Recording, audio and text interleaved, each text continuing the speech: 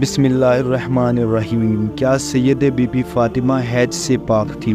پیارے دوستو، کہا جاتا ہے کہ سید فاطمہ سلام اللہ علیہا حیض سے نفاس سے پاک تھی، تو ہمارے ذہن میں یہ سوال پیدا ہوتا ہے کہ حیض چونکہ بچوں کی پیدائش کے لیے بہت ضروری عمل ہے، تو پھر جنتی سردار حسنین کریمین کیسے پیدا ہوئے؟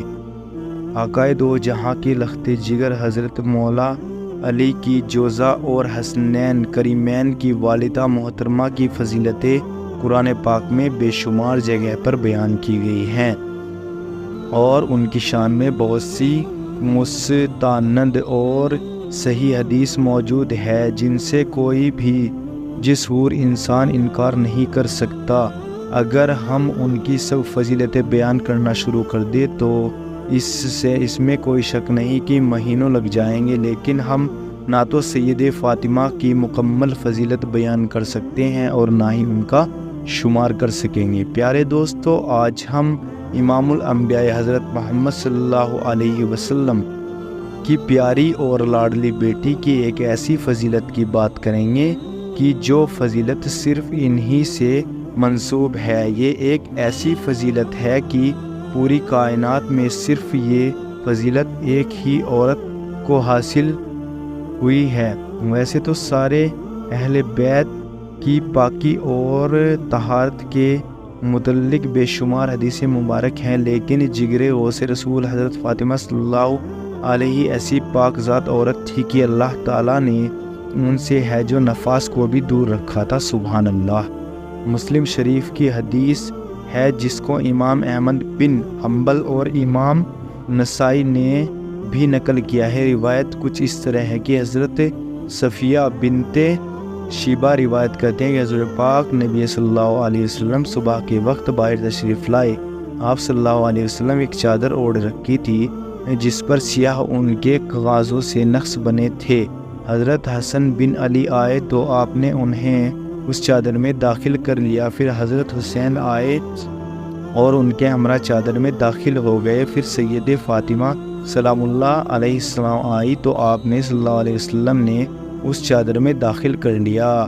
پھر حضرت سیدنا علی آئے تو آپ نے انہیں بھی چادر میں لے لیا۔ پھر آپ صلی اللہ علیہ وسلم نے قرآن پاک کی آیت مبارک پڑھی، اے اہل بیت، اللہ تو یہی چاہتا ہے کہ تم سے آلودگی دور کریں گے اور تم کو خوب پاک و صاف کر دیں۔ آپ کا نام فاطمہ، لقب زہرا اور بطول ہے۔ سید فاطمہ نے بچپن بہت ہی معصوم اور پاکیزہ گزارا ہے۔ بی بی فاطمہ نے اپنے بابا حضرت محمد اور اپنی ماں حضرت خدیجہ کی سے محبت میں بہترین تربیت حاصل کی۔ سید فاطمہ ہر وقت اللہ تعالیٰ کی عبادت میں مصروف رہتی تھی۔ آپ دوسری عام لڑکیوں کی طرح کھیل کود میں وقت ضائع نہیں کرتی تھی۔ آپ کو لوگ عابدہ، زاہدہ اور طاہرہ کے نام سے بھی جانتے تھے۔ حدیث میں ملتا ہے کہ حضرت فاطمہ سلام اللہ علیہا کے اخلاق و عادات اور بات چیت کرنے کا طریقہ اپنے باپا حضرت محمد صلی اللہ علیہ وسلم سے بہت ہی ملتا جلتا تھا۔ آپ کے الفاظ بہت ہی نرم ہوتے تھے، ہر سننے والے پر گہرے تاثرات چھوڑتے تھے۔ آپ کے ابا جان حضرت محمد مصطفیٰ صلی اللہ علیہ وسلم بی بی فاطمہ کی پاکیزہ مہک سونگتے تو آپ فرمانے لگ جاتے کہ فاطمہ تو انسانی حور ہے اور جنت کی حوروں کی سردار ہے۔ آپ کو بے شمار لفظ ملے ہوئے ہیں، امت سادات مخموات کائنات گفتر اے مصطفیٰ بانو اے مرتجا سردار خواتین۔ حضرت سید طیبہ طاہرہ فاطمہ تو زہرا اور بطول زایا راضیہ مرضیہ عابدہ زاہدہ محدثہ مبارکہ زاکیہ سیدنا نساء خیر النساء اور خاتون جنت۔ حدیث پاک میں ہے کہ بی بی فاطمہ دونوں جہاں کی عورتوں کی سردار ہے۔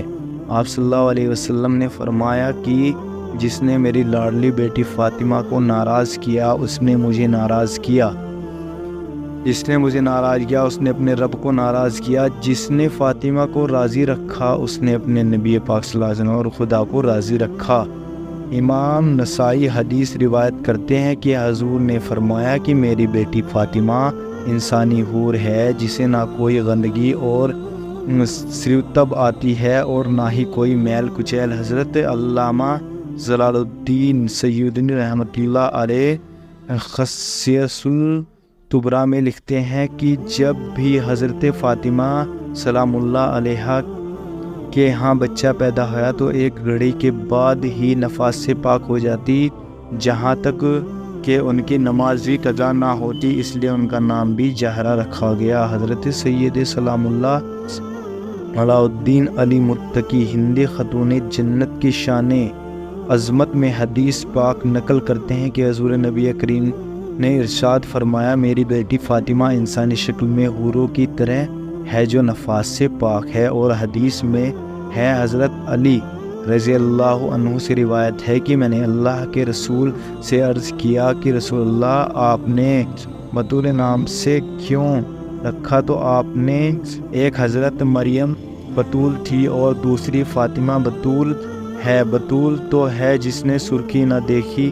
اللہ تعالیٰ نے حضرت محمد سے وعدہ کیا کہ میں بی بی فاطمہ کو تمام غلاظتوں سے پاک و صاف رکھوں گا۔ یہی وجہ ہے کہ اللہ تعالیٰ نے بی بی فاطمہ کو ہر قسم کی گندگی سے پاک اور صاف رکھا تھا۔ بی بی فاطمہ اپنے بابا آقائے دو جہاں حضرت محمد سے بہت ہی مشابہت رکھتی تھی۔ آپ جب چلتی تھی تو دیکھنے والے کو حضرت محمد کی یاد آ جاتی تھی۔ آپ کا لہجہ، بات کرنے کا طریقہ، کھانا پینا، اٹھنا بیٹھنا اپنے والد گرامی جیسا تھا۔ اکثر دوستوں کے ذہن میں یہ سوال پیدا ہو رہا تھا کہ جب سید فاطمہ سلام اللہ علیہا حیض سے نفاس سے پاک تھی تو پھر ان کی اولاد کیسے ہوئی؟ حیض اصل میں ایک طبیعیاتی مضر ہے جس سے ہر مہینے عورت بلوغت سے سنیاس تک دو چار ہوتی ہیں۔ اسی حیض سے خون سے ہی بچے کی پرورش کی جاتی ہے۔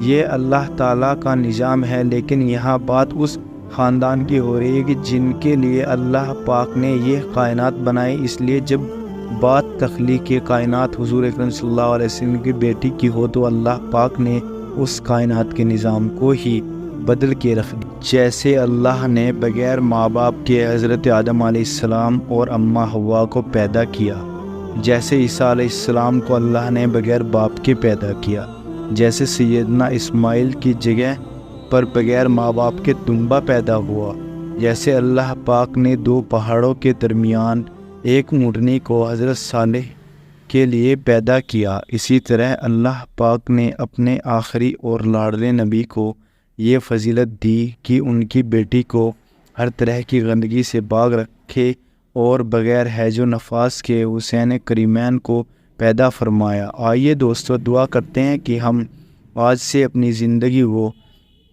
خاتون جنت کی سیرت طیبہ پر عمل کرتے ہوئے گزارتے ہیں، اپنے والدین کی آنکھوں کی ٹھنڈک بنیں گے اور ہر طرح کے ساتھ حسن سلوک سے زیادہ بنیں گے۔ اور دوستوں ہمارے چینل کو سبسکرائب کریں اور ویڈیو کو زیادہ سے زیادہ شیئر کریں۔